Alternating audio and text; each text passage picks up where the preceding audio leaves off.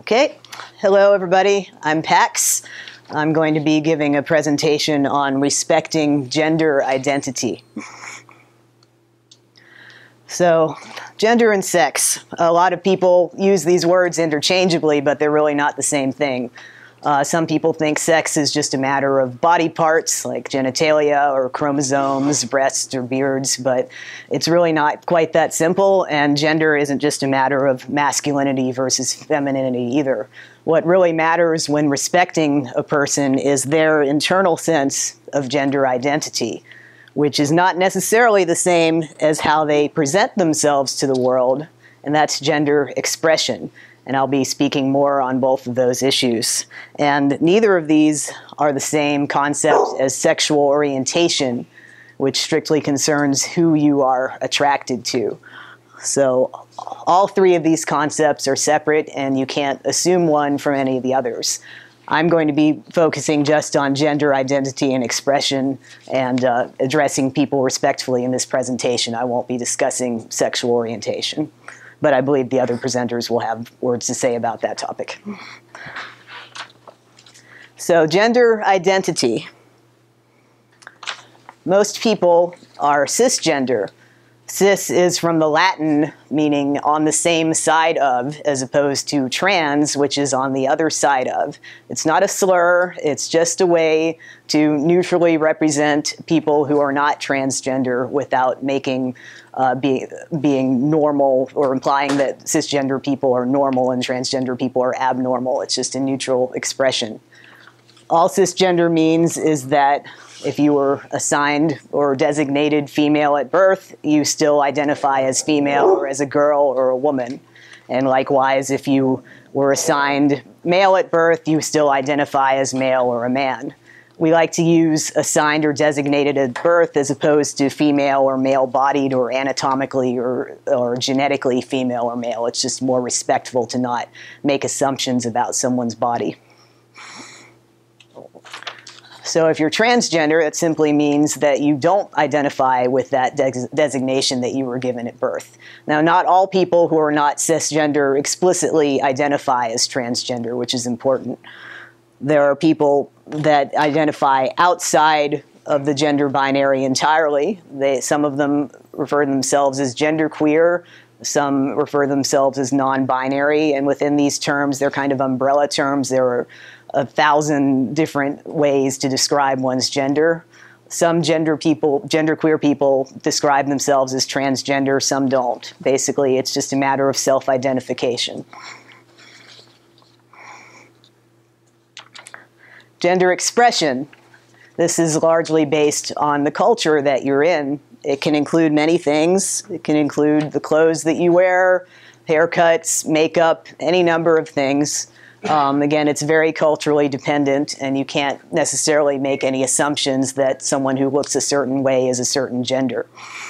It doesn't have to match your gender identity. You could be a man and dressed in a feminine way and still identify as a man, or vice versa. Then there isn't really a line from masculine to feminine or male to female. I know a lot of cutesy charts have like a line or a spectrum with M on one end or F on the other end. I don't really see it that way. I'll talk about that in a minute, but I see it as more of a big globe of three-dimensional globe of choices. So it's not like there's just androgyny in the middle and then on one side is masculine and one side is feminine. Some people see it that way, but I don't. And the other important thing about gender expression is it's not necessarily fixed. It could vary from day to day, even hour to hour. Some people even have a different gender identity when they wake up in the morning. They say, you know, I feel like I'm a woman today or I'm a man today. And that's just their identity and their expression, and it's all authentic. This is one artist's conception of gender. It's a little small on the slide, but I'll give out the resources on the event page later. The Gender Book, thegenderbook.com, I think, is an excellent primer to gender topics. And this, as I described, just shows that there's a whole world of ways that we can identify. It's not just a line or a spectrum. There are just many different choices. And there are people like myself who identify as agender, which the artist has drawn as a little satellite or orbiting the gender planet, which I kind of like. So pronouns. Pronouns are a way that we can refer to people. I, you, me, she, he, they.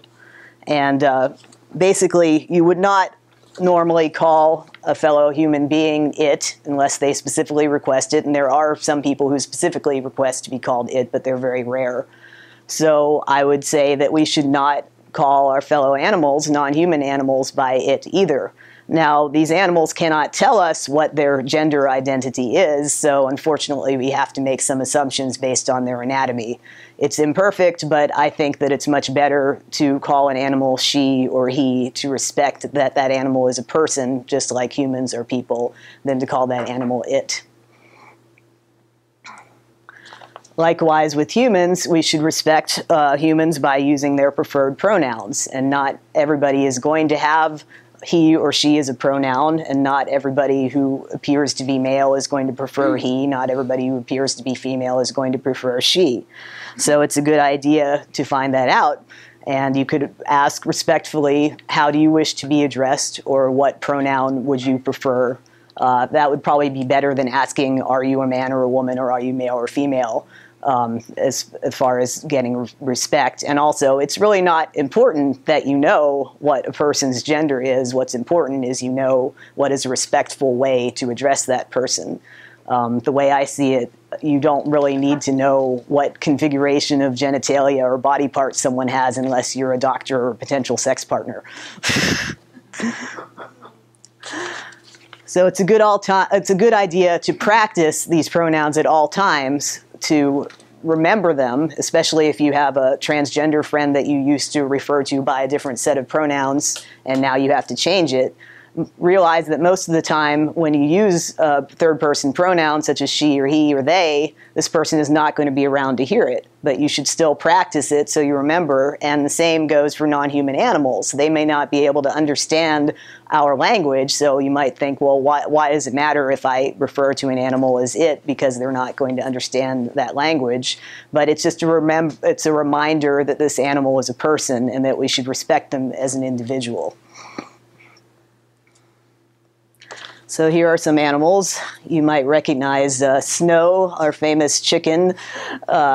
Snow's guardian, Kelly, had a disruption where she referred to Snow as her little girl. And that got a lot of attention because I think people thought that Kelly was talking about a human being, because we don't normally use a gendered term like little girl for a chicken. So that shows that Snow is a person, someone, not something. And this is Snow's friend Dualla there, so just a couple girls hanging out. Now we have a couple guys hanging out. You might recognize one of them who's in the room, Brian, from our October disruption. And Love, this is at Prederang Sanctuary. Love is a male goat. Actually, most of the animals, the ruminants, that is, at Prederang are males, which I didn't expect. It was my first visit to a sanctuary. So since Love can't tell us otherwise what his gender identity is, I'm going to call him he, just as I would call Brian a he, because they're both people. Yet another animal at Prederang Sanctuary. This is Shiva. Shiva is a bull, not a cow, a male, so Shiva would also go by he, not having any information to the contrary. Two more human animals. That's me on the right, and that's my partner Ziggy on the left. I go by they, even though my gender identity, I call it sex identity, but most people call it gender identity. I feel that I am male because that is what my brain is wired for, is maleness. But as far as my presentation to the world, I don't have a gender identity, so I identify as agender, and I use the pronoun they. My partner Ziggy, on the other hand, is a cisgender male. He was designated male at birth. He still identifies as male, as a man. So he goes by he. And as you can see, our gender expression doesn't necessarily line up with how we want to be addressed. Ziggy likes to wear skirts, not because he feels that he's a woman or wants to be called she, he just likes wearing skirts.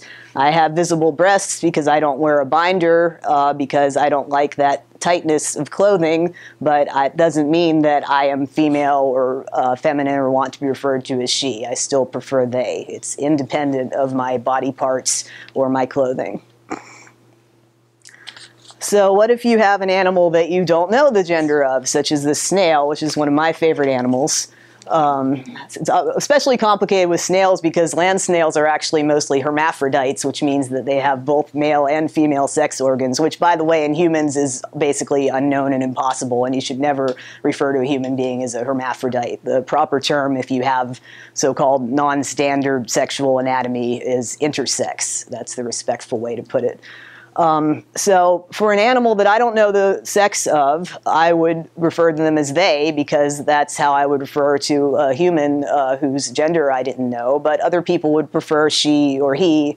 I don't think there's a right answer here, and we can discuss this later at the end in the Q&A. I just think we should avoid referring to anyone as it, again, unless they specifically request that. So, non-binary pronouns are simply pronouns other than she or he. People like myself prefer singular they. That seems to be gaining the most popularity. Facebook, as of this year, allows you to specify they as your pronoun if you specify a custom gender other than male or female. And just this week, Google Plus added that option as well. So it's definitely gaining some traction. But it's certainly not the only one. Z and here are other popular pronouns with some people. And of course, this is only in English. Other languages have completely different approaches to pronouns. In Sweden, for example, they're using hen in many nursery schools to try to give young children a gender-neutral education right from the start. So that's pretty exciting to me. And this is not a comprehensive list. There are many, many others. Pronoun etiquette. So if someone asks you for different pronouns, you know, whether they're non-binary or standard she, he, you should obviously respect that request because that's an important part of their identity. Don't complain. Don't say, oh, that's ungrammatical, you know, because that's really irritating to us, honestly. And really important, if you do screw up, you know, we expect, especially those of us who use non-binary pronouns, expect people are going to screw up a lot. We understand that, we get frustrated, but please don't follow all over yourself apologizing. Just say, sorry, they, or sorry, she, and just move on, because otherwise it brings even more attention to the misgendering, and that's just not going to help anything. Some people like to do preferred pronoun check-ins. I feel that this is most useful if there's a small group discussion, maybe about 20 people. If you're going around the room at the beginning of the discussion to say, my name is, this is how my week is, it might be nice just to add, you know, what your pronoun is, especially if it's in a mixed gender group of people, you know, that might want to honor each other and realize that not everybody has the pronouns that you might expect. These stickers that I made available, I like these because they use the terminology, hello, address me as, rather than my name is. And I like that because it puts less pressure on you if you don't feel you have to reveal your actual, or your legal, I should say, name, because a lot of people, especially in the trans community, go by names other than what is on their driver's license or whatever, birth certificate. And saying address me as, I think, relieves the pressure of thinking that you are having to reveal something. So that's why I like this particular syntax. And this is really important. If you do have a pronoun check-in and it gets to you and you're cisgender and your gender has never been questioned, you've always been referred to as she or he, don't say, oh, I don't care what pronoun you use, because that's almost never true. And for those of us who are misgendered constantly, we do care. So only say you don't care if you really mean it. There are people who genuinely do not care what pronoun is used for them, but most people do. Okay, I think we're going to, are we saving Q&A till the very end? So, okay, thanks everybody.